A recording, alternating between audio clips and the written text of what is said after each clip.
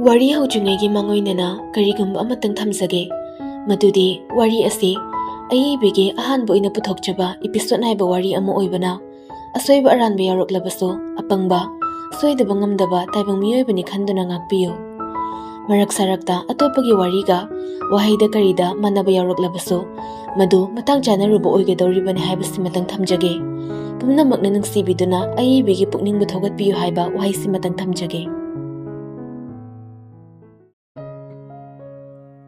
ꯂꯝꯉꯥꯟꯕ ꯃꯅꯤꯄꯨꯔꯒꯤ ꯑꯐꯥꯎꯕ ꯌꯨꯇ꯭ꯌꯨꯕꯔ ꯑꯃꯅꯤ꯫ ꯃꯍꯥꯛ ꯅꯧꯅ ꯃꯅꯤꯄꯨꯔ ꯑꯁꯤꯗ ꯃꯐꯝ ꯆꯠꯇꯨꯅ ꯄ꯭ꯔꯦꯡ ꯇꯧꯕ, ꯁꯣꯁꯤꯌꯦꯜ ꯑꯦꯛꯁꯄꯦꯔꯤꯃꯦꯟ ꯌꯦꯡꯕ ꯑꯁꯤꯒꯨꯝꯕ ꯑꯁꯤꯅ ꯃꯍꯥꯛꯀꯤ ꯀꯣꯟꯇꯦꯟ ꯑꯃ ꯑꯣꯏꯔꯤ꯫ ꯑꯗꯨꯕꯨ ꯅꯧꯅ ꯊꯣꯔꯛꯂꯕꯁꯨ ꯃꯌꯥꯝꯅ ꯌꯥꯝꯅ ꯊꯨꯅ ꯃꯁꯛ ꯈꯪꯅꯈ꯭ꯔꯦ꯫ ꯃꯌꯥꯝꯅ ꯄꯥꯝꯅꯕ ꯌꯨꯇ꯭ꯌꯨꯕꯔ ꯑꯃ ꯑꯣꯏꯈ꯭ರೆ꯫ ꯃꯥꯕꯨ ꯄꯥꯝꯅꯕꯁꯤ ꯅꯨꯄꯤꯁꯤꯡꯅ ꯈꯤꯠꯃ ꯍꯦꯜꯂꯤ꯫ ꯃꯔꯝꯗꯤ ꯂꯝꯉꯥꯟꯕ ꯃꯁꯛ ꯌꯥꯝꯅ ꯐꯖꯩ꯫ ꯐꯤꯕꯝ ꯃꯨꯔꯇꯤ ꯆꯞ ꯆꯥꯕ ꯅꯨꯄꯥ ꯑꯃ ꯑꯣꯏꯕꯗ ꯅꯣꯞꯇꯦ꯫ ꯍꯦꯛ ꯌꯦꯡꯕꯗ ꯂꯩꯁꯥꯕꯤ ꯀꯌꯥꯗ ꯑꯦꯇ꯭ꯔꯦꯛꯁꯟ ꯄꯤꯕ ꯁꯛꯇꯝꯅꯤ꯫ ꯃꯥꯒꯤ ꯐꯦꯁꯕꯨꯛ, IG ꯐꯣꯂꯣꯋꯔꯁ ꯑꯃꯗꯤ ꯌꯨꯇ꯭ꯌꯨꯕ ꯁꯕꯁꯀ꯭ꯔꯥꯏꯕꯔ ꯅꯨꯄꯤꯅ ꯍꯦꯟꯅ ꯅꯝꯅ ꯌꯥꯎꯏ ꯍꯥꯏꯕ ꯌꯥꯏ꯫ ꯅꯨꯄꯤ ꯀꯌꯥ ꯑꯃꯁꯨ ꯃꯉꯣꯟꯗ ꯂꯣꯟꯅ ꯀꯌꯥ, ꯐꯣꯡꯅ ꯀꯌꯥ ꯏꯔꯥꯡ ꯀꯥꯞꯁꯤꯜꯂꯛꯄꯁꯨ ꯑꯗꯨꯝ ꯌꯥꯎꯏ꯫ ꯑꯗꯨꯕꯨ ꯂꯝꯉꯥꯟꯕ ꯃꯥꯒꯤ ꯇꯧꯐꯝ ꯊꯣꯛꯄ ꯑꯗꯨꯈꯛ ꯇꯧꯏ꯫ ꯅꯨꯄꯤ ꯅꯍꯥꯗ ꯊꯣꯏꯅ ꯏꯟꯇꯔꯦꯁ ꯂꯩꯕ ꯎꯗꯦ꯫ ꯉꯁꯤꯁꯨ ꯂꯝꯈꯥꯏꯗ ꯃꯃꯥꯟꯅꯕ ꯃꯣꯊꯥꯏ ꯑꯃꯗꯤ ꯖꯣꯁꯀ ꯂꯣꯏꯅꯗꯨꯅ ꯂꯥꯛꯇꯨꯅ ꯂꯩꯔꯦ꯫ ꯃꯣꯊꯥꯏꯅ ꯀꯦꯃꯦꯔꯥ ꯄꯥꯏꯔꯦ, ꯑꯗꯨꯒ ꯃꯐꯝ ꯆꯥꯕ ꯑꯃꯗ ꯂꯩꯈ꯭ꯔꯦ꯫ ꯂꯝꯉꯥꯟꯕ ꯅꯨꯄꯥ ꯈꯔ ꯂꯝꯕꯤ ꯃꯇꯥꯏꯗ ꯂꯦꯞꯄꯤꯗꯨꯒꯤ ꯃꯅꯥꯛꯇ ꯂꯦꯞꯇꯨꯅ ꯂꯩ, ꯃꯇꯥꯡ ꯆꯥꯕ ꯌꯦꯡꯗꯨꯅ꯫ ꯖꯣꯁ ꯄ꯭ꯔꯞ ꯂꯥꯛꯇꯨꯅ ꯑꯇꯥꯡꯗ ꯁꯣꯏꯕ ꯁꯥꯗꯨꯅ ꯊꯦꯡꯖꯤꯟꯕꯗ ꯂꯝꯉꯥꯟꯕꯅ ꯄꯥꯏꯔꯝꯕ ꯏꯁꯤꯡ ꯕꯣꯇꯜꯗꯣ ꯍꯩꯖꯤꯜꯂꯤ꯫ ꯇꯝꯕ ꯀꯔꯤꯁꯨ ꯍꯥꯏꯔꯝꯗ ꯆꯠꯀꯦ ꯇꯧꯕꯗ ꯂꯝꯉꯥꯟꯕ ꯁꯥꯎꯅ, "ꯍꯦ, ꯅꯪ ꯉꯥꯏꯈꯣ!" ꯖꯣꯁꯅ, "ꯀꯩꯅꯣ? ꯁꯤ ꯀꯩꯅꯣ ꯅꯪ ꯇꯧꯔꯤꯁꯦ?" ꯇꯧꯔꯤꯕ ꯃꯑꯣꯡꯁꯤꯡꯗꯣ ꯌꯥꯝꯅ ꯊꯨꯈ꯭ꯔꯦ꯫ ꯅꯥꯀꯟꯗ ꯂꯦꯞꯄꯝꯕ ꯅꯨꯄꯥꯁꯤꯡꯗꯣ ꯍꯥꯏꯐꯦꯠ ꯌꯦꯡꯂꯝꯕꯗꯒꯤ ꯆꯠꯈꯤꯕꯁꯨ ꯌꯥꯎꯏ, ꯑꯗꯨꯒ ꯈꯥꯝꯗꯣꯛꯅꯕ ꯆꯪꯁꯤꯟꯅꯕꯁꯨ ꯌꯥꯎꯔꯤ꯫ ꯖꯣꯁꯅ, "ꯀꯩꯗꯧꯔꯒꯦꯁꯦ?" ꯂꯝꯉꯥꯟꯕꯅ, "ꯉꯁꯥꯏꯗꯒꯤ ꯑꯩ ꯁꯤꯗ ꯂꯦꯞꯄꯒ ꯂꯩꯕꯅꯤ, ꯑꯗꯨꯒ ꯅꯪꯅ ꯄ꯭ꯔꯞ ꯂꯥꯛꯑꯒ ꯗꯣꯡ ꯊꯦꯡꯖꯤꯜꯂꯤ꯫ ꯑꯗꯨ ꯑꯣꯏꯔꯗꯤ ꯃꯤꯑꯣꯏꯕ ꯑꯃ ꯑꯣꯏꯅ, ꯏꯌꯥꯝꯕ, ꯃꯔꯨꯞ, ꯁꯣꯏꯈ꯭ꯔꯦ, ꯑꯗꯨ ꯑꯗꯥꯅ ꯈꯔ ꯍꯥꯏꯕ ꯌꯥꯗ꯭ꯔꯣ? ꯑꯩꯈꯣꯏ ꯃꯩꯇꯩ ꯃꯆꯥ ꯃꯁꯦꯟ ꯉꯥꯛꯇꯅꯤꯅꯦ, ꯑꯗꯨꯛ ꯌꯥꯝꯅ ꯅꯪꯅ ꯍꯥꯏꯒꯠꯂꯤꯗꯣ ꯀꯩꯒꯤꯅꯣ?" "ꯑꯣ, ꯁꯣꯔꯤ ꯍꯥꯏꯗꯕꯩꯔꯣ ꯁꯣꯝꯅ ꯌꯥꯝ ꯊꯤꯅ ꯁꯥꯎꯔꯤꯁꯦ?" "ꯁꯣꯔꯤ ꯍꯥꯏꯗꯦ ꯍꯥꯏꯕꯒꯤ ꯋꯥ ꯉꯥꯛ ꯅꯠꯇꯦꯅꯦ, ꯅꯪꯒꯤ ꯅꯦꯆꯔꯗꯣ ꯌꯥꯅꯤꯡꯗꯦ ꯍꯥꯏꯕꯅꯤ꯫ ꯃꯩꯇꯩ ꯃꯆꯥ ꯉꯥꯛꯇꯅꯦ, ꯈꯔ ꯔꯦꯁꯄꯦꯛ ꯇꯧꯅꯁꯦ ꯍꯥꯏꯕꯅꯤ꯫ ꯌꯥꯝ ꯀꯥ ꯍꯦꯟꯅ ꯁꯛ ꯇꯥꯈꯠꯂꯛꯀꯅꯨ, ꯍꯥꯏꯒꯠꯂꯤꯕ ꯅꯉꯛꯇꯣ ꯊꯨꯗꯦꯛꯄ ꯉꯝꯕ ꯃꯤꯅꯦ." ꯖꯣꯁ ꯁꯥꯎꯅ, "ꯅꯪ ꯀꯩꯗꯧꯒꯦ ꯍꯥꯏꯕꯅꯣ? ꯅꯪ ꯀꯩꯗꯧꯒꯦ ꯍꯥꯏꯕꯅꯣꯕ? ꯑꯩꯅ ꯁꯣꯏꯈ꯭ꯔꯦ ꯍꯥꯏꯗ꯭ꯔꯗꯤ ꯅꯪ ꯀꯩꯗꯧꯒꯦ ꯍꯥꯏꯕꯅꯣ? ꯅꯪ ꯂꯣꯏꯁꯤꯜꯂꯣ ꯍꯥꯏꯕ꯭ꯔꯥ?"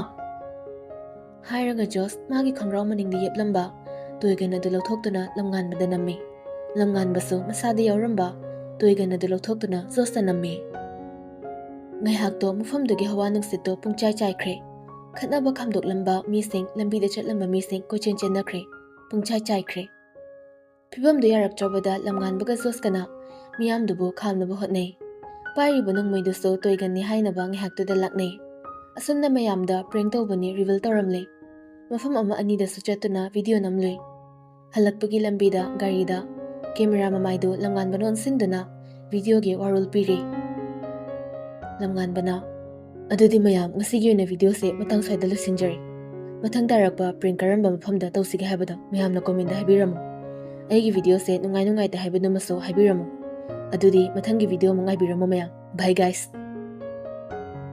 ꯍꯥꯏꯔꯒ ꯃꯈꯨꯠ ꯈꯨꯗꯣꯝꯕꯤ ꯈꯨꯌꯥꯏꯅ ꯃꯆꯤꯝꯕꯥꯜꯗ ꯊꯝꯗꯨꯅ ꯐ꯭ꯂꯥꯏꯡ ꯀꯤꯁ ꯑꯃ ꯀꯦꯃꯦꯔꯥ ꯃꯃꯥꯏꯗꯨꯗ ꯁꯠ ꯊꯣꯝꯖꯤꯟꯈꯤ꯫ ꯚꯤꯗꯤꯑꯣ ꯅꯝꯕ ꯂꯣꯏꯔꯗꯨꯅ ꯀꯦꯃꯦꯔꯥ ꯍꯥꯞꯆꯤꯟꯈ꯭ꯔꯦ꯫ ꯒꯥꯔꯤ ꯃꯃꯥꯡꯗꯨꯗ ꯐꯝꯗꯨꯅ ꯁꯤꯠꯇ ꯉꯥꯊꯔ ꯃꯃꯤꯠ ꯎꯏꯁꯤꯟꯗꯨꯅ ꯂꯩꯈ꯭ꯔꯦ꯫ ꯖꯣꯁꯅ, "ꯉꯁꯥꯏꯒꯤ ꯉꯥꯟꯕꯅ ꯉꯛꯁꯝ ꯄꯥꯏꯔꯛꯄꯒꯤ ꯃꯇꯥꯡꯗꯣ, ꯑꯩꯗꯤ ꯑꯩꯁꯦ ꯇꯁꯦꯡꯅꯃꯛꯀꯤ ꯐꯨꯔꯛꯇꯧ ꯃꯥꯟꯈ꯭ꯔꯕꯅꯦꯃꯦ."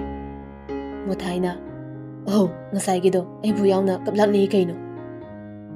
ꯖꯣꯁꯅ ꯑꯃꯨꯛ, "ꯑꯩꯁꯦ ꯚꯤꯗꯤꯑꯣ ꯅꯝꯁꯤꯟꯅꯔꯒ ꯇꯁꯦꯡꯅ ꯐꯨꯒꯦ ꯈꯟꯕ ꯑꯃ ꯌꯥꯎꯔꯤꯌꯦ ꯃꯥꯏ ꯃꯑꯣꯡꯗꯣ." ꯂꯝꯉꯥꯟꯕ ꯅꯣꯛꯂꯛꯏ, ꯋꯥꯗꯤ ꯉꯥꯡꯂꯛꯇ꯭ꯔꯦ꯫ ꯉꯁꯥꯏꯗꯒꯤ ꯅꯨꯡꯁꯥ ꯃꯔꯛꯇ ꯀꯣꯏꯆꯠ ꯆꯠꯇꯨꯅ ꯚꯤꯗꯤꯑꯣ ꯅꯝꯂꯨꯕꯒꯤ ꯃꯁꯥꯁꯤꯡꯗꯣ ꯂꯣꯏꯅ ꯋꯥꯅꯔꯕꯅꯤ, ꯑꯗꯨꯅ ꯀꯅꯥꯁꯨ ꯋꯥ ꯃꯈꯥ ꯇꯥꯅꯗ꯭ꯔꯦ꯫ ꯁꯣꯝꯗꯅ ꯐꯣꯟꯗ ꯌꯥꯏꯈꯣꯝꯕꯤꯅ, "ꯉꯔꯥꯡꯁꯨ ꯀꯣꯜ ꯄꯥꯏꯔꯛꯇꯦ, ꯃꯦꯁꯦꯖꯁꯨ ꯊꯥꯔꯛꯇꯦ, ꯅꯪ ꯈꯜꯂꯤꯁꯦ ꯀꯩꯅꯣ?" ꯅꯣꯡꯂꯦꯟꯅ, "ꯑꯩꯗꯣ ꯁꯣꯝꯗ ꯐꯥꯏꯜ ꯑꯃ ꯌꯦꯡꯕꯩꯅ ꯍꯥꯏꯔꯦꯗꯅ, ꯀꯩꯒꯤꯅꯣ ꯅꯪꯅ ꯌꯥꯝ ꯁꯥꯎꯔꯤꯁꯤꯕꯣ? ꯑꯗꯨꯒ ꯁꯤꯟꯊꯣꯏꯅ ꯅꯪ ꯕꯤꯖꯤ ꯂꯩ ꯍꯥꯏꯁꯤꯗꯤ? ꯃꯤꯅ ꯍꯥꯏꯕ ꯋꯥ ꯇꯥꯒꯦ ꯍꯥꯏꯕ꯭ꯔꯥ ꯅꯠꯇ꯭ꯔꯒ ꯑꯩꯕꯨ ꯊꯥꯖꯒꯦ ꯍꯥꯏꯕ꯭ꯔꯥ? ꯅꯪꯅ ꯁꯨꯃꯥꯏꯅ ꯁꯨꯝ ꯃꯤꯇꯣꯞꯀꯤ ꯋꯥ ꯇꯥꯗꯨꯅ ꯂꯩꯔꯗꯤ ꯑꯩ ꯀꯩꯗꯧ ꯍꯥꯏꯕꯅꯣ? ꯑꯩ ꯀꯩꯗꯧ ꯍꯥꯏꯕꯅꯣꯕ?" "ꯁꯤꯟꯊꯣꯏꯕꯨ ꯃꯤꯇꯣꯞ? ꯁꯤꯟꯊꯣꯏꯕꯨ ꯃꯤꯇꯣꯞꯅꯦ ꯍꯥꯏꯔꯥꯕ ꯗꯗꯥ? ꯅꯪꯁꯦ ꯀꯩꯗꯧꯔꯒꯦ? ꯑꯩ ꯒ꯭ꯌꯥꯟ ꯇꯥꯕ ꯉꯝꯗ꯭ꯔꯦ ꯁꯤꯟꯊꯣꯏꯁꯦ ꯑꯩꯒꯤꯗꯤ ꯌꯥꯝ ꯂꯨꯅ ꯇꯤꯟꯅꯕ ꯑꯩꯅ ꯌꯥꯝ ꯊꯥꯖꯕ ꯃꯔꯨꯞꯅꯤ ꯍꯥꯏꯕ ꯈꯪꯅ ꯃꯤꯇꯣꯞ ꯍꯥꯏꯕ ꯋꯥꯍꯩꯁꯦ ꯉꯁꯤꯒ ꯑꯅꯤꯔꯛꯇꯤ ꯁꯨꯔꯤ ꯗꯗꯥꯒꯤ ꯅꯆꯤꯟꯗꯒꯤ ꯇꯥꯕ ꯑꯩ ꯇꯥꯕꯗꯤ ꯌꯥꯝ ꯅꯨꯡꯉꯥꯏꯇꯦ ꯑꯩꯅ ꯍꯥꯏꯕꯗꯤ ꯅꯪꯅ ꯑꯩꯒꯤ ꯋꯥꯗꯤ ꯊꯥꯖꯗꯅ ꯁꯤꯟꯊꯣꯏꯒꯤ ꯋꯥ ꯈꯛ ꯇꯥꯈꯤꯕꯗ ꯑꯩ ꯅꯨꯡꯉꯥꯏꯔꯝꯒꯅꯤ ꯈꯟꯕ꯭ꯔꯣ ꯑꯩꯒꯤ ꯋꯥꯗ ꯅꯪꯅ ꯆꯤꯡꯅꯕꯒꯤ ꯃꯑꯣꯡ ꯎꯠꯄꯁꯦ ꯑꯩꯒꯤ ꯊꯃꯣꯏꯁꯤꯅ ꯀꯌꯥꯝ ꯋꯥꯔꯝꯒꯅꯤ ꯅꯪ ꯈꯪꯗꯕ꯭ꯔꯥ ꯐꯔꯦꯁꯦ ꯑꯩꯁꯨ ꯁꯣꯏꯈ꯭ꯔꯦ ꯑꯗꯣ ꯑꯩ ꯍꯌꯦꯡ ꯊꯣꯛꯂꯛꯑꯅꯤ ꯐ꯭ꯂꯥꯏꯠ ꯇꯤꯀꯦꯠ ꯀꯛꯈ꯭ꯔꯦ ꯐꯣꯇꯣ ꯀꯥꯞꯄꯒꯁꯨ ꯊꯥꯈꯤꯕꯅꯤ ꯊꯕꯛ ꯆꯤꯜꯂꯤꯉꯩ ꯌꯦꯡꯕꯁꯨ ꯁꯪꯗ꯭ꯔ ꯃꯥꯜꯂꯦ ꯍꯣꯏ ꯑꯩ ꯊꯕꯛꯀꯤ ꯀꯣꯜ ꯑꯃ ꯂꯥꯛꯑꯦ ꯍꯣꯔꯦꯟ ꯀꯣꯜ ꯇꯧꯔꯛꯀꯦ ꯊꯝꯃꯦ ꯍꯥꯏꯔꯒ ꯀꯣꯜ ꯊꯝꯈꯤ ꯌꯥꯏꯈꯣꯝꯕꯤ ꯍꯣꯏ ꯍꯥꯏꯅ ꯍꯥꯏꯕ ꯐꯥꯎꯕ ꯅꯪꯍꯧꯗꯦ ꯃꯄꯨꯛꯅꯤꯡ ꯈꯤꯇꯪꯗꯤ ꯅꯨꯡꯁꯤꯔꯞ ꯇꯧꯏ ꯍꯟꯗꯛ ꯃꯥꯒꯤ ꯗꯗꯥꯅ ꯃꯥꯕꯨ ꯏꯔꯥꯏ ꯂꯥꯏꯊꯣꯛꯄꯒꯨꯝ ꯇꯧꯕꯁꯤꯅ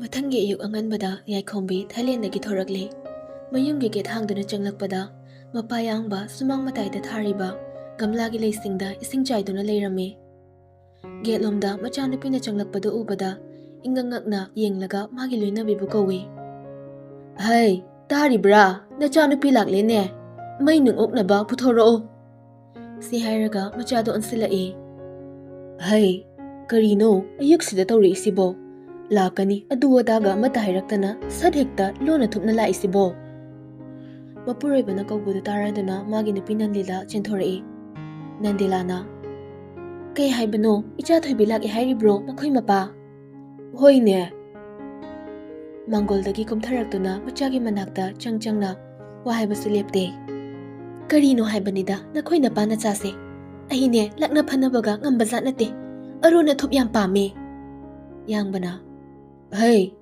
ꯑꯩ ꯑꯃꯨꯛ ꯄꯛꯁꯤꯜꯂꯛꯏꯁꯤꯅ ꯀꯔꯤꯅꯣꯅꯦ ꯍꯣ ꯃꯥꯟꯅꯖꯕ ꯈꯨꯗꯛꯀꯤ ꯉꯥꯏꯍꯥꯛꯀꯤ ꯋꯥꯈꯜ ꯈꯟꯗꯨꯅ ꯇꯧꯔꯛꯄ ꯊꯕꯛꯅꯕꯨ ꯀꯌꯥꯝ ꯐꯗꯧꯔꯤꯒꯦ ꯑꯁꯤ ꯍꯥꯏꯗꯨꯅ ꯃꯈꯨꯠꯇ ꯄꯥꯏꯔꯛꯄ ꯆꯦꯗꯣ ꯃꯩ ꯊꯥꯗꯨꯅ ꯃꯆꯥꯅꯨꯄꯤꯕꯨ ꯃꯩ ꯑꯣꯛꯍꯜꯂꯤ ꯃꯆꯤꯟꯁꯨ ꯂꯦꯞꯇꯦ ꯑꯩꯅ ꯍꯥꯏꯕꯗꯤ ꯂꯝꯕꯤ ꯂꯝꯈꯥꯡꯗ ꯈꯨꯗꯣꯡꯊꯤꯕ ꯇꯥꯔꯦ ꯈꯜꯂꯨ ꯀꯔꯤꯅꯣ ꯑꯣꯏꯗꯧꯔꯤꯕꯁꯤꯕꯣ ꯄꯥꯎꯗꯨ ꯈꯤꯇꯪ ꯉꯟꯅ ꯄꯤꯔꯛꯑꯗꯤ ꯐꯩꯗꯅ ꯃꯕꯨꯡꯁꯨ ꯂꯩꯔꯤꯕ ꯃꯥꯅ ꯑꯗꯨꯝ ꯅꯪ ꯂꯧꯕ ꯂꯥꯛꯑꯁꯨ ꯂꯥꯛꯀꯅꯤ ꯌꯥꯔꯦꯗ ꯅꯆꯥꯅꯨꯄꯤꯁꯦ ꯂꯝꯁꯥꯡ ꯂꯥꯛꯄꯒꯤ ꯋꯥꯕꯒ ꯅꯪꯅ ꯉꯥꯡꯁꯤꯜꯂꯤ ꯃꯌꯥꯝꯗꯨꯒ ꯄꯨꯜꯂꯞ ꯄꯨꯟꯁꯤꯟꯈꯤꯕꯗꯅꯦ ꯄꯣꯊꯥꯐꯝꯒ ꯑꯝꯇ ꯈꯪꯂꯔꯣꯏ ꯍꯣ ꯉꯥꯡꯖꯔꯔꯣꯏ ꯑꯩꯅꯦ ꯀꯩꯝ ꯍꯦꯛ ꯍꯥꯏꯖꯔꯔꯣꯏ ꯌꯥꯏꯈꯣꯝꯕꯤ ꯃꯃꯥꯒ ꯃꯄꯥꯒꯅ ꯉꯁꯥꯏꯗꯒꯤ ꯉꯥꯡꯅꯔꯤꯕꯗꯨ ꯀꯔꯤꯁꯨ ꯈꯨꯝꯗꯦ ꯇꯥꯔꯤꯕ꯭ꯔꯥ ꯇꯥꯗ꯭ꯔꯤꯕ꯭ꯔꯥ ꯈꯪꯗꯦ ꯃꯥꯒꯤ ꯊꯣꯛꯄ ꯇꯧꯗꯨꯅ ꯏꯃꯨꯡꯗ ꯇꯨꯃꯤꯟ ꯆꯪꯈ꯭ꯔꯦ ꯃꯆꯥꯒꯤ ꯃꯇꯧꯗ ꯋꯥ ꯉꯥꯡꯅꯔꯝꯕ ꯃꯃꯥ ꯃꯄꯥꯗꯣ ꯇꯨꯃꯤꯟ ꯌꯦꯡꯅꯩ ꯃꯆꯥꯅ ꯆꯪꯈ꯭ꯔꯕꯗ ꯌꯥꯡꯕꯅ ꯃꯥꯒꯤ ꯅꯨꯄꯤꯗꯣ ꯁꯤꯟꯗꯨꯅ ꯍꯥꯏꯔꯛꯏ ꯍꯩ ꯅꯆꯥꯅꯨꯄꯤꯁꯤꯕꯨ ꯃꯄꯨꯛꯅꯤꯡ ꯏꯅꯨꯡ ꯅꯨꯡꯁꯤꯕꯒꯨꯝ ꯇꯧꯋꯤꯗ ꯅꯪ ꯑꯝꯇ ꯆꯠꯂꯒ ꯀꯩꯗꯧꯔꯦ ꯍꯥꯏꯕꯅꯣꯗꯣ ꯑꯃꯨꯛꯇ ꯍꯪꯕꯤꯔꯨꯆꯣ ꯅꯟꯗꯤꯂꯥꯅ ꯃꯄꯨꯔꯣꯏꯕꯒꯤ ꯋꯥꯗꯣ ꯇꯥꯔꯕ ꯃꯇꯨꯡ ꯃꯆꯥꯒꯤ ꯀꯥꯗ ꯆꯪꯂꯛꯄꯗ ꯌꯥꯏꯈꯣꯝꯕꯤ ꯃꯐꯤꯍꯣꯡꯗ ꯐꯃꯨꯡꯗ ꯎꯞꯁꯤꯟꯗꯨꯅ ꯇꯨꯝꯃꯒ ꯂꯩꯔꯝꯃꯤ ꯅꯟꯗꯤꯂꯥꯅ ꯏꯆꯥ ꯊꯣꯏꯕꯤ ꯀꯩꯗꯧꯔꯒꯦ ꯏꯆꯥꯕꯣ ꯅꯁꯥꯒ ꯉꯝꯗ꯭ꯔꯕꯣ ꯀꯩꯁꯨꯝ ꯇꯧꯗꯦ ꯏꯃꯥ ꯁꯦ ꯏꯃꯥꯗ ꯁꯦꯡꯅ ꯍꯥꯏꯌꯨ ꯅꯪꯕꯨ ꯀꯩꯗꯧꯔꯒꯦ ꯀꯩꯗꯧꯕ ꯌꯥꯎꯔꯒꯦ ꯌꯥꯏꯈꯣꯝꯕꯤ ꯍꯧꯒꯠꯂꯛꯇꯨꯅ ꯐꯝꯃꯤ ꯃꯃꯥꯗ ꯌꯦꯡꯗꯨꯅ ꯏꯃꯥ ꯍꯥꯎꯅꯦ ꯑꯩ ꯉꯁꯤꯒꯤ ꯀꯩꯝ ꯆꯥꯔꯛꯇ꯭ꯔꯦ ꯆꯥ ꯈꯤꯇ ꯂꯣꯟꯕꯤꯌꯨꯕ ꯍꯣꯏ ꯏꯃꯥꯅꯦ ꯏꯆꯥꯒꯤ ꯆꯥ ꯂꯣꯜꯂꯨꯈꯤꯒꯦ ꯆꯥꯅꯕꯗꯤ ꯅꯪꯕꯨ ꯀꯩ ꯆꯥꯅꯤꯡꯒꯦ ꯏꯃꯥꯅ ꯀꯩ ꯁꯦꯝꯕꯤꯔꯛꯎ ꯍꯥꯏꯕꯅꯣ ꯆꯥꯇꯪ ꯑꯣꯏꯅ ꯊꯛꯀꯦ ꯍꯣꯏ ꯍꯥꯏꯗꯨꯅ ꯃꯃꯥꯗꯨ ꯀꯥꯗꯒꯤ ꯊꯣꯛꯈ꯭ꯔꯦ ꯌꯥꯏꯈꯣꯝꯕꯤ ꯁꯣꯔ ꯑꯃꯨꯛꯇꯪ ꯁꯥꯡꯅ ꯐꯨ ꯂꯥꯎꯅ ꯍꯣꯟꯇꯣꯛꯏ ꯑꯗꯨꯒ ꯃꯥꯒꯤ ꯐꯣꯟꯗ ꯃꯨꯟꯅ ꯌꯦꯡꯗꯨꯅ ꯂꯩꯈ꯭ꯔꯦ ꯑꯃꯨꯛ ꯌꯥꯏꯈꯣꯝꯕꯤꯒꯤ ꯃꯆꯦ ꯑꯍꯟ ꯂꯩꯔꯤꯛ ꯊꯥꯏꯂꯦꯟꯗ ꯃꯌꯨꯝ ꯄꯥꯟꯈꯤꯕꯅꯤ ꯑꯗꯨꯒꯤ ꯃꯅꯥꯛꯇ ꯊꯥ ꯈꯔꯁꯤ ꯂꯩꯔꯨꯕꯅꯤ ꯌꯨꯝꯗ ꯃꯕꯨꯡ ꯌꯥꯏꯃꯒ ꯌꯥꯏꯈꯣꯝꯕꯤꯒꯇꯪ ꯂꯩ ꯃꯕꯨꯡꯒꯤ ꯃꯃꯤꯡꯅ ꯖꯤꯇꯦꯁ ꯀꯧꯏ ꯅꯨꯄꯤ ꯊꯤꯗ꯭ꯔꯤ ꯆꯍꯤꯗꯤ 38 ꯂꯥꯟꯁꯤꯜꯂꯛꯂꯕꯅꯤ ꯃꯆꯦ ꯂꯩꯔꯤꯛꯇꯤ ꯃꯆꯥ 2 ꯁꯨꯈ꯭ꯔꯦ ꯈꯔ ꯀꯣꯏꯕ ꯂꯥꯡꯕ ꯄꯥꯝꯕꯅ ꯊꯥꯏꯂꯦꯟꯗ ꯀꯣꯟꯁꯔꯠ ꯑꯃ ꯆꯠꯂꯨꯕꯗꯨꯗ ꯂꯃꯣꯟ ꯍꯥꯏꯔꯤꯕ ꯕꯦꯡꯀꯣꯛꯀꯤ ꯅꯣꯡꯆꯨꯞ ꯊꯪꯕꯗ ꯂꯩꯔꯤꯕ ꯅꯣꯟꯊꯥꯕꯨꯔꯤ ꯍꯥꯏꯔꯤꯕ ꯁꯤꯇꯤ ꯑꯗꯨꯒꯤ ꯄꯥꯈꯪ ꯑꯃꯒ ꯊꯦꯡꯅꯔꯛꯈꯤꯕꯅꯤ ꯑꯗꯨꯒ ꯃꯅꯤꯄꯨꯔꯗ ꯊꯣꯛꯂꯛꯇꯨꯅ ꯃꯩꯇꯩꯒꯤ ꯆꯠꯅꯕꯤꯗꯁꯨ ꯃꯃꯥ ꯃꯄꯥꯅ ꯆꯥꯎꯅ ꯍꯣꯡꯕꯤꯈꯤꯕꯅꯤ ꯂꯥꯞꯅ ꯆꯠꯍꯟꯅꯤꯡꯗꯦ ꯍꯥꯏꯗꯨꯅꯁꯨ ꯎꯄꯥꯏ ꯂꯩꯈꯤꯗꯕꯅꯤ ꯃꯆꯥꯕꯨ ꯈꯥꯝꯖꯕ ꯉꯝꯈꯤꯗꯕꯅꯤ ꯁꯣꯝꯗꯅ ꯂꯝꯉꯥꯟꯕ ꯈꯨꯔꯥꯏꯗ ꯚꯤꯗꯤꯑꯣ ꯅꯝꯕ ꯂꯥꯛꯂꯝꯃꯤ ꯍꯥꯟꯅꯒꯤ ꯃꯇꯧꯒꯨꯝ ꯃꯃꯥꯟꯅꯕ ꯃꯣꯊꯥꯏ ꯑꯃꯗꯤ ꯖꯣꯁꯀ ꯄꯨꯟꯅ ꯂꯥꯛꯃꯤꯟꯅꯩ ꯁꯣꯝꯗꯁꯨ ꯌꯥꯏꯈꯣꯝꯕꯤ ꯈꯨꯔꯥꯏꯒꯤ ꯃꯃꯥꯟꯅꯕꯤ ꯁꯤꯟꯊꯣꯏꯒꯤ ꯃꯌꯨꯝꯗ ꯂꯥꯛꯂꯝꯃꯤ ꯌꯥꯏꯈꯣꯝꯕꯤꯅ ꯈꯪꯗꯦ ꯃꯥꯅ ꯈꯜꯂꯤꯁꯦ ꯑꯩ ꯒ꯭ꯌꯥꯟ ꯇꯥꯗ꯭ꯔꯤ Sinthoi nangna wakal henjina pangkanda khallibu kaigino aina busy lei haibadi matang chanarubugi oirambasi yae mangonda yamna na lorubasa langanida masu thabak chinbagi oiramgani natte aina haisine ma handaki numito tawi aibo ignore tawba ma yam kana tawi hairaga makhutna pairiba phone da su yengi aduga amuksu sauning na hairei hojiksu call tawraktedana nahana ai manipur da lakani haikrini aduga phone se switch off tosilise kaigino habanida phone yadabagumba magi su problem amadi soidana thuklamgani nangaduda ka hena khanjilaga wasiliduni hena tankre phaginati sinthoi ma phone yadrasu eni upaida aibu pa phorapam thoktabra kaisunattabadadi maibu koithi thiraga tha amamukse narutraga handak thoklapasida mane ibunuksina unabalakani khalubani airport da hanagum mukut haidana aibu thoklapa ngairamgani khalubani aduga asi haiduna mapi irik ama sentharagi mapukning sina hik laukhe kapthore khara pharakpa dwaida yaikhombi mayumda hallagi haiduna thorakpada sinthoigi manama limbi dukanda ngihak yoruse haiduna su changlami aduga thoraktuna lambi mapanduda leptuna lei sinthoibina hairi wakal pangkhanda khangano nangidi ai leiri noglendo aina wari su sage yaikhombi wangangda mangaktamak nomi sinthoina adudi nang sohankhro ai su lehorage hoi Sinthoi su mayumda changkhre yaikhombi magi gari machado start tawnaba kana laknaringai tungdagi nupa amagi khonjelda ichan kainumta yaikhombi kanano khani yenglei lamnganbagi kangbodo ngasisu mafam chatuna social experiment gi video nambane sumlapana khuradi yosilai gari khamkhre aduga dukan amada changsinduna sukhang khangdaba mi maming ama hangsinai changlakliba dukando sinthoigi manama lembigi kangkhal yonfam dukanduni lamnganbana idema kainomta swaida sanathoi kauba misak amaga khangbibra lembina ibungo swaida di sanathoi kauba midi leitene kari lekai ni haibage swaida ni hairi ni kangkhal design manaktagi ni hai dukan maming dubudi chummi aiki sini ado sanathoi kauba midudi leiteda mafam sigi mi anamba loina khanglibani hoi tei madudi ai amuk dangjarakige asi haiduna dukan dudagi thorakle aduga mirang narak yenglaga magi pocket tagi chonga chapi ani khak soibadagi takhiba saduna lemaida thadaramle aduga adum chatkhre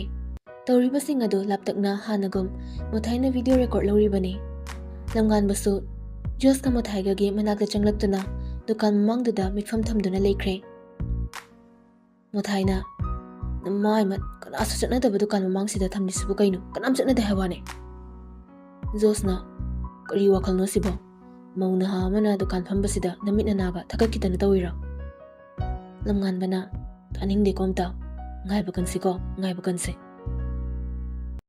asumna leiringai nakalda angang amatu sinkhibadida nupa humdo camera ga thamlamlaga chansinkiduna angang adubu chingkhatpiraduna wari sungai hak tawrure aduga leisilaktuna ngasai pisa thadaramba mapaduda nupi amakha gari start tawge tawribadu ubada nupiduna lepidugi lemaida nupa humdo laptakna mamisingdo amuk lauthok amuk sikchin tawraga yengi nupidugi gari khamliba mapa chapchananani ngasai atangna pisa tumin thadarambado amuksu nupiduna pakthaduna lemaidagi karino makhunkhibado nupa humduna su ure pesado lemaida tadre khangbaga lamnganbana prap laktuna lamnganbana ichan kainomta yaikhombi lamnganbadi yenglei lamnganbana ichan gi mingbo yaikhombi haifet yenglamlaga gari start tawba makha chathei walan ngangda magi thokpa matawraga leikhibaduda lamnganba makha sata silei lambi da taramba pochei masakhangradi khunbagi hinabi thamgano lesabi su phare aduga tumin mathong maram khangdakai atangna hariba wadu tabada yaikhombi haifetamak yenglaga handoi chatki nupidugi thausadaba matawduda hena sauningkhra male mukhut achobadu tingthoraktuna piro hairigum tawrakpaduda karino ngawbra khali yaikhombi lamnganba walang haidakai makhusum tingthoga leibaduda yaikhombi haifetamak yenglamlaga ngasai lambi da pirakpa ꯄꯤꯅꯠ ꯃꯤꯊꯥꯏꯗꯣ ꯂꯝꯉꯥꯟꯕꯒꯤ ꯃꯈꯨꯠ ꯈꯨꯕꯥꯛꯇꯨꯗ ꯑꯃ ꯗꯨꯞ ꯊꯥꯗꯔꯛꯏ꯫ ꯂꯝꯉꯥꯟꯕꯁꯨ ꯏꯉꯛ-ꯉꯛꯅ ꯃꯈꯨꯠ ꯈꯨꯕꯥꯛꯇ ꯌꯦꯡꯗꯨꯅ ꯂꯩꯈ꯭ꯔꯦ꯫ ꯌꯥꯏꯈꯣꯝꯕꯤ ꯀꯔꯤꯁꯨ ꯍꯥꯏꯔꯝꯗ ꯒꯥꯔꯤ ꯊꯧꯗꯨꯅ ꯆꯠꯈ꯭ꯔꯦ꯫ ꯃꯣꯊꯥꯏꯒ ꯖꯣꯁꯀ ꯆꯪꯂꯛꯇꯨꯅ ꯂꯝꯉꯥꯟꯕꯒꯤ ꯃꯈꯨꯠꯇ ꯌꯦꯡꯂꯛꯄꯗ ꯅꯨꯄꯥ ꯑꯅꯤꯗꯣ ꯂꯝꯉꯥꯟꯕꯗ ꯃꯈꯨꯠ ꯊꯤꯟꯗꯨꯅ ꯅꯣꯛꯁꯤꯜꯂꯛꯏ꯫ ꯑꯗꯨꯕꯨ ꯂꯝꯉꯥꯟꯕꯗꯤ ꯇꯤꯡꯉꯛ-ꯇꯤꯡꯉꯛ ꯃꯥꯒꯤ ꯃꯔꯨꯞ ꯑꯅꯤꯗ ꯌꯦꯡꯗꯨꯅ ꯂꯩ꯫ ꯅꯨꯃꯤꯠ ꯍꯨꯝꯅꯤꯒꯤ ꯃꯇꯨꯡꯅꯤ꯫ ꯌꯥꯏꯈꯣꯝꯕꯤꯗ ꯀꯣꯜ ꯑꯃ ꯂꯥꯛꯏ꯫ ꯌꯦꯡꯂꯨꯕꯗ ꯅꯣꯡꯂꯦꯟꯒꯤ ꯑꯣꯏꯔꯝꯃꯤ꯫ ꯌꯥꯏꯈꯣꯝꯕꯤ ꯀꯣꯜ ꯔꯤꯁꯤꯚ ꯇꯧꯏ ꯑꯗꯨꯒ ꯃꯣꯕꯥꯏꯜꯗꯣ ꯃꯅꯥꯗ ꯊꯥꯡꯒꯠꯇꯨꯅ ꯊꯝꯃꯤ꯫ ꯋꯥꯗꯤ ꯉꯥꯡꯗꯦ꯫ ꯅꯣꯡꯂꯦꯟꯅ "ꯌꯥꯏ, ꯇꯥꯕ꯭ꯔꯣ? ꯌꯥꯏ, ꯍꯣꯏ ꯌꯥꯏ, ꯌꯥꯏꯈꯣꯝꯕꯤ." ꯌꯥꯏꯈꯣꯝꯕꯤ ꯇꯞꯅ "ꯇꯥꯏ." "ꯑꯩꯗꯣ ꯉꯔꯥꯡ ꯅꯍꯥꯟꯁꯦ ꯐꯣꯟꯁꯦ ꯌꯥꯈꯤꯗ꯭ꯔꯦ. ꯅꯪ ꯑꯩꯕꯨ ꯁꯥꯎꯕ꯭ꯔꯥ?" "ꯁꯥꯎꯗꯦ. ꯑꯩꯒꯤ ꯀꯔꯤ ꯍꯛ ꯂꯩꯗꯅ ꯅꯪꯉꯣꯟꯗ ꯁꯥꯎꯗꯣꯏꯅꯣ?" "ꯌꯥꯏ, ꯁꯤ ꯑꯩ ꯇꯁꯦꯡꯅ ꯐꯣꯟ ꯌꯥꯗꯕꯅꯦꯕ. ꯅꯪ ꯁꯥꯎꯔꯅꯨ. ꯑꯩ ꯍꯧꯖꯤꯛ ꯅꯈꯣꯏ ꯊꯣꯡꯒꯥꯜꯗ ꯂꯩꯔꯤ. ꯅꯪ ꯑꯝꯇ ꯊꯣꯛꯂꯛꯑꯣ. ꯑꯩ ꯅꯪ ꯎꯗꯕ ꯀꯨꯏꯔꯦ. ꯌꯥꯏ, ꯇꯥꯕ꯭ꯔꯣ ꯃꯦ? ꯌꯥꯏ, ꯌꯥꯏ." ꯌꯥꯏꯈꯣꯝꯕꯤ ꯇꯨꯝꯂꯝꯕꯗꯒꯤ ꯃꯃꯤꯠ ꯐꯠ ꯄꯥꯡꯉꯤ꯫ ꯁꯣꯔ ꯁꯥꯡꯅ ꯍꯣꯟꯗꯣꯛꯇꯨꯅ ꯃꯔꯥꯏꯕꯛꯇ ꯆꯦꯟꯊꯔꯛꯂꯤꯕ ꯍꯨꯃꯥꯡꯗꯣ ꯃꯈꯨꯠꯅ ꯐꯠ ꯅꯥꯟꯊꯣꯛꯏ꯫ ꯑꯗꯨꯒ ꯐꯃꯨꯡꯗꯒꯤ ꯄ꯭ꯔꯞ ꯀꯨꯝꯊꯔꯛꯇꯨꯅ ꯆꯄꯜꯒ ꯇꯣꯡꯗꯈꯩ ꯒꯦꯠꯂꯣꯝꯗ ꯑꯉꯥꯎꯕꯤꯒꯨꯝ ꯆꯦꯟꯊꯣꯔꯛꯏ꯫ ꯒꯦꯠ ꯃꯄꯥꯟꯗ ꯀꯅꯥ ꯂꯩꯕꯅꯣ ꯌꯦꯡꯉꯤ꯫ ꯀꯅꯥꯁꯨ ꯂꯩꯔꯝꯗ꯭ꯔꯦ꯫ ꯃꯥꯅ ꯀꯟꯅ ꯆꯦꯟꯊꯣꯛꯈꯤꯕꯗꯨ ꯎꯕꯗ ꯃꯃꯥ ꯅꯟꯗꯤꯂꯥꯅ ꯎꯍꯧꯔꯗꯨꯅ ꯃꯥꯁꯨ ꯃꯄꯥꯟꯗ ꯊꯣꯔꯛꯏ꯫ ꯃꯆꯥꯒꯤ ꯑꯉꯥꯎꯕ ꯃꯥꯟꯕ ꯃꯇꯧꯗꯨꯗ ꯏꯉꯛ-ꯉꯛꯅ ꯍꯥꯏꯔꯛꯏ, "ꯆꯥ ꯊꯣꯏꯕꯤ, ꯀꯔꯤꯅꯣ ꯇꯧꯔꯤꯗꯨꯕꯣ? ꯁꯦꯟꯗꯜꯁꯨ ꯇꯣꯡꯗꯦ." ꯌꯥꯏꯈꯣꯝꯕꯤ ꯃꯃꯥꯗ ꯌꯦꯡꯗꯨꯅ ꯀꯩꯁꯨ ꯇꯧꯗꯦ ꯃꯇꯥꯒꯨꯝ ꯃꯉꯛ ꯐꯠ ꯍꯥꯏꯗꯨꯅ ꯑꯃꯨꯛ ꯏꯃꯨꯡꯗ ꯇꯨꯃꯤꯟ ꯆꯪꯈ꯭ꯔꯦ꯫ ꯃꯃꯥꯁꯨ ꯃꯆꯥꯒꯤ ꯃꯇꯧꯗ ꯀꯔꯤꯅꯣ ꯈꯟꯅ ꯂꯦꯞꯇꯨꯅ ꯌꯦꯡꯗꯨꯅ ꯂꯩꯍꯧꯔꯦ꯫ ꯌꯥꯏꯈꯣꯝꯕꯤ ꯃꯥꯒꯤ ꯀꯥꯗ ꯆꯪꯂꯛꯇꯨꯅ ꯐꯃꯨꯡ ꯃꯆꯤꯗꯨꯗ ꯐꯝꯊꯩ, ꯋꯥꯈꯜꯗ ꯈꯜꯂꯤ꯫ "ꯅꯪꯁꯦ ꯌꯥꯝ ꯐꯠꯇꯦ. ꯑꯩꯕꯨ ꯌꯥꯝ ꯋꯥꯍꯜꯂꯦ. ꯑꯁꯨꯛ ꯀꯨꯏꯕꯁꯦ ꯑꯩꯒꯤ ꯃꯔꯝꯗ ꯑꯩ ꯀꯔꯤ ꯆꯥꯔꯤ, ꯀꯔꯤ ꯊꯛꯂꯤ, ꯀꯩꯗꯧꯔꯤ ꯑꯝꯇ ꯍꯪꯕꯤꯗꯦ. ꯉꯁꯤꯗꯤ ꯅꯪꯕꯨ ꯅꯨꯡꯁꯤꯔꯨꯕꯁꯤꯅ ꯑꯩꯒꯤ ꯏꯐꯝꯗꯗꯤ ꯈ꯭ꯋꯥꯏꯗꯒꯤ ꯋꯥꯕ, ꯇꯧꯐꯝ ꯈꯪꯗꯕꯗꯨ ꯑꯣꯏꯔꯦ. ꯅꯪꯁꯦ ꯑꯁꯨꯛ ꯅꯨꯡꯁꯤ ꯍꯩꯇꯕ꯭ꯔꯥ? ꯅꯪꯒꯤ ꯅꯨꯡꯁꯤꯕꯒꯤ ꯋꯥꯍꯩꯁꯤꯡ, ꯅꯇꯧꯁꯤꯡꯗꯣ ꯃꯤꯅꯝꯕ ꯉꯥꯛꯇꯔꯥ? ꯑꯣꯏꯗꯕ ꯅꯝꯊꯥꯛꯂ ꯆꯤꯡꯅꯔꯦ ꯉꯁꯤꯗꯤ. ꯑꯩ ꯅꯪꯕꯨ ꯐꯪꯅꯕ ꯁꯣꯏꯗꯅ ꯊꯤꯒꯅꯤ." ꯁꯣꯝꯗꯁꯨ ꯃꯌꯨꯝꯗ ꯍꯜꯂꯛꯇꯨꯅ ꯅꯨꯄꯥ ꯑꯍꯨꯝꯗꯣ ꯃꯈꯣꯏꯅ ꯅꯝꯈꯤꯕ ꯚꯤꯗꯤꯑꯣꯗꯣ ꯑꯃꯨꯛ ꯍꯟꯅ ꯌꯦꯡꯂꯛꯄꯗ ꯃꯈꯣꯏꯅ ꯈꯜꯂꯤꯗꯨꯒ ꯄꯨꯃꯣꯟ ꯑꯣꯟꯅꯔꯝꯕꯅꯤ꯫ ꯃꯈꯣꯏꯅ ꯃꯤꯠ ꯑꯣꯜꯂꯨꯗꯕꯅꯤ ꯉꯥꯏꯍꯥꯛꯇꯨꯗ꯫ ꯑꯉꯥꯡꯗꯨꯗ ꯏꯟꯇꯔꯦꯁ ꯄꯤꯔꯨꯔꯤꯉꯩꯗꯨꯗ ꯃꯧ ꯑꯃ ꯆꯥꯎꯔꯥꯛꯅ ꯆꯍꯤ 45ꯒꯤ ꯃꯌꯥꯗꯤ ꯑꯣꯏꯒꯅꯤ꯫ ꯃꯐꯝꯗꯨ ꯁꯝꯗꯨꯅ ꯆꯠꯈꯤꯕꯗ ꯇꯥꯔꯝꯂꯤꯕ ꯄꯩꯁꯥꯗꯨ ꯃꯤꯔꯛ-ꯅꯥꯔꯛ ꯌꯦꯡꯂꯒ ꯇꯨꯃꯤꯟ ꯈꯨꯟꯗꯨꯅ ꯄꯨꯈ꯭ꯔꯦ꯫ ꯏꯀꯥꯟ ꯀꯥꯟꯅꯗꯅ ꯅꯨꯄꯤ ꯑꯅꯤꯕꯨꯁꯨ ꯃꯐꯝꯗꯨꯗ ꯑꯦꯛꯇꯤꯚꯥ ꯑꯃ ꯈꯥꯝꯗꯨꯅ ꯗꯨꯀꯥꯟ ꯇꯝꯅ ꯆꯨꯝꯗ꯭ꯔꯤꯡꯅ ꯆꯪꯈ꯭ꯔꯦ꯫ ꯆꯪꯈ꯭ꯔꯤꯕꯗꯨ ꯌꯥꯏꯈꯣꯝꯕꯤ ꯑꯃꯗꯤ ꯁꯤꯟꯊꯣꯏꯅꯤ꯫ ꯏꯀꯨꯏ ꯀꯨꯏꯗ ꯐꯠ ꯑꯗꯨꯝ ꯊꯣꯛꯂꯛꯇꯨꯅ ꯁꯤꯟꯊꯣꯏ ꯆꯠꯈ꯭ꯔꯦ꯫ ꯌꯥꯏꯈꯣꯝꯕꯤꯅ ꯒꯥꯔꯤ ꯁ꯭ꯇꯥꯔꯠ ꯇꯧꯔꯤ꯫ ꯃꯈꯨꯠꯇ ꯄꯥꯏꯔꯝꯕ ꯄꯤꯅꯠ ꯃꯤꯊꯥꯏꯗꯨ ꯂꯩꯃꯥꯏꯗ ꯇꯥꯈꯤꯕꯗꯨꯗ ꯃꯈꯨꯠꯅ ꯈꯨꯝꯒꯠꯇꯨꯅ ꯒꯥꯔꯤ ꯁ꯭ꯇꯥꯔꯠ ꯇꯧꯒꯦ ꯇꯧꯕꯒ ꯂꯝꯉꯥꯟꯕ ꯆꯪꯂꯛꯇꯨꯅ ꯋꯥꯔꯤ ꯁꯥꯈꯤꯕ ꯄꯨꯝꯅꯃꯛ ꯎꯔꯨꯔꯕꯗ ꯂꯝꯉꯥꯟꯕꯗꯤ ꯃꯃꯤꯠ ꯂꯥꯎꯊꯣꯔꯛꯏ꯫ ꯅꯍꯥꯟꯒꯤ ꯌꯥꯏꯈꯣꯝꯕꯤꯒꯤ ꯃꯇꯧꯃꯛꯅꯦ ꯏꯀꯥꯏꯕ ꯐꯥꯎꯔꯛꯏ꯫ ꯖꯣꯁꯅ "ꯐꯔꯤꯅꯦ ꯁꯤꯅ, ꯃꯨꯁꯅꯤ ꯇꯥꯔꯦꯕ." ꯃꯣꯊꯥꯏꯅ "ꯌꯥꯔꯣꯏ, ꯃꯊꯣꯡ ꯃꯔꯝ ꯈꯪꯗꯈꯩꯅꯦ ꯍꯦꯛꯇ ꯆꯪꯁꯤꯜꯂꯦꯕ. ꯅꯨꯄꯤꯁꯦ ꯃꯁꯛ ꯈꯤꯇꯪ ꯐꯖꯕꯁꯤꯗ." ꯂꯝꯉꯥꯟꯕꯅ "ꯌꯥꯔꯦ ꯅꯣꯏꯁꯨ, ꯑꯩꯅ ꯆꯠꯈ꯭ꯔꯤꯗꯣ ꯈꯥꯝꯂꯛꯇꯦꯅꯦ. ꯀꯦꯃꯦꯔꯥ ꯄꯥꯏꯗꯣꯏꯒꯤ, ꯚꯤꯗꯤꯑꯣ ꯅꯝꯗꯣꯏꯒꯤ ꯁꯨꯝꯇꯧ ꯂꯩꯌꯦꯕ." ꯃꯣꯊꯥꯏꯅ "ꯂꯩꯁꯛ." ꯂꯝꯉꯥꯟꯕꯅ "ꯆꯨꯝꯕꯨ ꯆꯨꯝꯗ꯭ꯔꯣ?" ꯖꯣꯁꯅ "ꯌꯥꯔꯦ ꯇꯣꯛꯑꯣ, ꯅꯕꯥꯅꯤꯃꯛꯅꯦ ꯑꯝꯇ ꯇꯥꯅꯤꯡꯗ꯭ꯔꯦ." ꯂꯝꯉꯥꯟꯕꯅ "ꯚꯤꯗꯤꯑꯣꯁꯤꯕꯨ ꯊꯥꯒꯠꯈꯤꯗ꯭ꯔꯣ?" ꯖꯣꯁꯅ "ꯊꯥꯒꯠꯇ꯭ꯔꯗꯤ ꯀꯩꯅꯣ? ꯁꯨꯛ ꯌꯥꯝ ꯋꯥꯅ ꯆꯠꯇꯅ ꯇꯧꯔꯤꯁꯦ ꯑꯔꯦꯝꯕꯗ ꯇꯥꯍꯟꯒꯗ꯭ꯔꯣ?" ꯃꯣꯊꯥꯏꯅ "ꯍꯩ ꯑꯄꯪ, ꯚꯤꯗꯤꯑꯣꯁꯤꯒꯤ ꯈꯨꯠꯊꯥꯡꯗ ꯁꯣꯔꯤ ꯍꯥꯏꯈ꯭ꯔꯣ. ꯑꯃꯨꯛ ꯍꯟꯅ ꯊꯦꯡꯅꯅꯤ ꯊꯦꯡꯅꯔꯣꯏꯁꯨ ꯈꯪꯕ ꯅꯠꯇꯦ. ꯑꯗꯨꯒ ꯃꯌꯥꯝꯗꯁꯨ ꯃꯦꯁꯦꯖ ꯑꯃꯗꯤ ꯄꯤꯔꯅꯤ ꯅꯪꯒꯤ ꯚꯤꯗꯤꯑꯣꯁꯤꯅ." "ꯀꯔꯤ ꯃꯦꯁꯦꯖ?" "ꯃꯊꯣꯡ ꯃꯔꯝ ꯈꯪꯗꯅ ꯃꯤꯉꯣꯟꯗ ꯒꯤꯠ ꯅꯝꯕꯒꯤ ꯍꯩꯅꯕꯤꯁꯦ ꯏꯀꯥꯏꯕ ꯆꯣꯞꯄ ꯅꯪꯉꯤ ꯍꯥꯏꯕꯗꯣ ꯁꯤ ꯚꯤꯗꯤꯑꯣꯁꯤꯅ ꯄ꯭ꯔꯨꯐꯅꯤ." "ꯍꯣꯏꯅꯦ, ꯆꯨꯝꯃꯤꯅꯦ ꯅꯪꯒꯤ ꯋꯥꯗꯨꯁꯨ." ꯍꯥꯏꯔꯒ ꯅꯨꯄꯥ ꯑꯅꯤꯗꯣ ꯍꯥꯏ ꯐꯥꯏꯚꯀ ꯇꯧꯅꯩ꯫ ꯂꯝꯉꯥꯟꯕ ꯃꯤꯠ ꯐꯩꯅ ꯌꯦꯡꯂꯛꯏ, ꯋꯥꯗꯤ ꯉꯥꯡꯂꯛꯇ꯭ꯔꯦ꯫